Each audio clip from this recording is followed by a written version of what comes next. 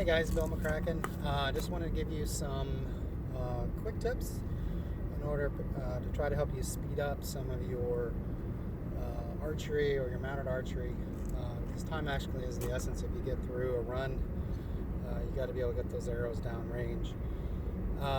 First off, this is a 46-inch bow versus the 55 I was using previously. I switched back to this lighter, shorter bow.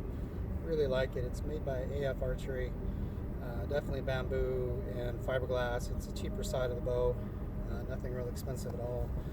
Very, very functional. But I usually start out with practice with the 30-pound bow. Just get warmed up, and then I'll switch up to a 30 or 40 pound, 35 or 40 pound, depending on how the day feels. Key thing, what we're trying to do today is really speed up our rate of fire. And there's a couple tips I'm going to try to give you as you think about. You've gone through your training. A lot of you have already gone through initial archery training. I've been shooting bows for 30 plus years, traditional and compound both, and it just teaches you a lot. You get to meet a lot of people over those years. A lot of tips they may have, a lot of ways to smooth out your shooting, etc. And I'm going to try to share some of the, again, key things that people have shared with me or over time learned, etc. Number one thing is, your quiver. Obviously, everybody has a favorite position, whether it's back quiver or side quiver.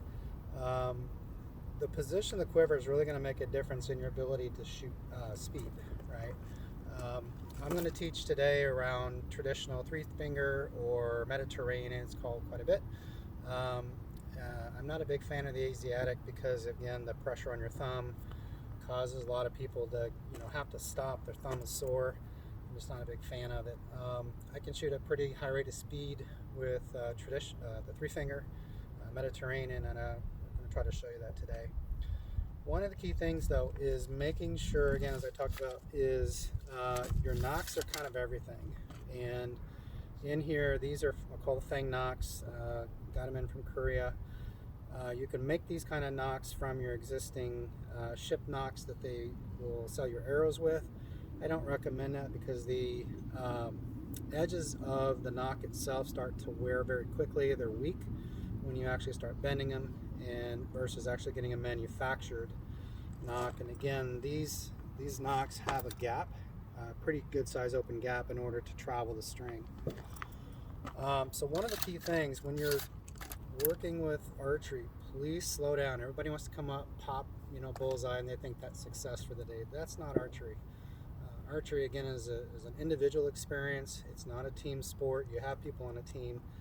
But this is about you and your time, basically mastering your own skill, your own patience, your ability to mentally be successful. And that's why a lot of people love this sport. It's not a big physical requirement. You're not going to get hit by somebody. But in this sport, one of the key things, again, is your fundamentals. And your fundamentals, we're going to try to teach today around how to speed up. One of the key things I see over and over is I see a grab on the arrow that I just don't believe is going to be successful in making you have a lot of speed in your rate of fire. What I see a lot is a couple things. I'll see a front grab. It's either mid-arrow or the fletchings of the arrow, etc. And then they come up, and basically then they're doing what's called double pump, which what I call double pump is I've got the arrow, it's not positioned, I can't draw because I've got to get to the end of the arrow, place the arrow on line and string, and then I can draw. So what it ends up looking like is whether I go top side or bottom side. Top side would be I'm grabbing this way, or if I have a leg quiver, I'm grabbing this way, trying to come up, do this nonsense, and then come across. Or if I've seen other people where they've got a quiver here and they're grabbing this way, shoving, pumping, and then trying to flip the arrow, and it's either kind of looks like this, or some people come up, bring their bow tip up, realign and go, and then come down. What I'm trying to help you with is a little bit of my style. Could speed you up. Again, take everything I'm saying as a grain of salt. Use what's best for you. These are just my ways and my ideas, or my fundamentals. I practiced heavily on grabbing the nock correctly at the end. And so when I grab it, no matter which arrow I grab, I'm feeling for the flat between my finger and my thumb. And so what I'm trying to do is align that so when I'm grabbing it, the arrow, even if I grab the top sides, in the top and the bottom of the nock itself, and I'm not in the gap, I want that gap nock be flat against my finger, so when then I pull through, I've already started my rotation, and I know exactly as I'm coming into my shot that my thumb is on top of that nock, and that's top, and top or bottom doesn't matter based on the cock vein, but I know that's in alignment with the string, so when I pull back, then I know I'm already in position nock-wise with the arrow. So to give you an idea, rather than grabbing, top side or bottom side stab, having to do a double pump, what may be more successful with you is actually grabbing the end of the nock at the top, the end of the arrow, and then from there, basically what you're doing is pulling it out and flattening it against my hand, coming through. I'm spinning the arrow as I come back, and it's all one pull.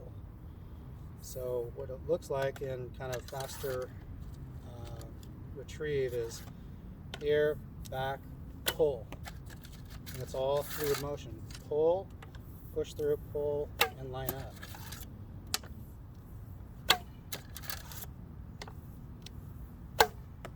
Now, the other thing is what's happening is I see this where either come top side or off your leg, people have been either trained or started with coming in here.